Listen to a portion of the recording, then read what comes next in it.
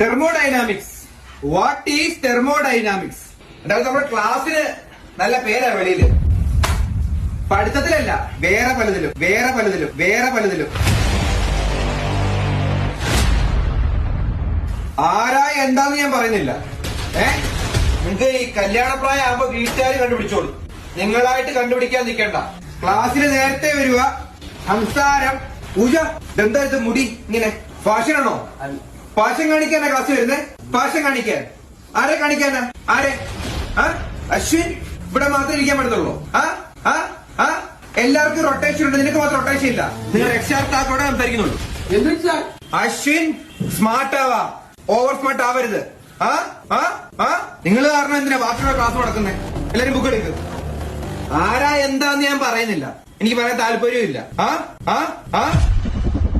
ഒരു കാര്യം ചെയ്യും, അശ്വിനും പൂജയും കൂടെ സ്റ്റാഫ് റൂമിൽ വാ.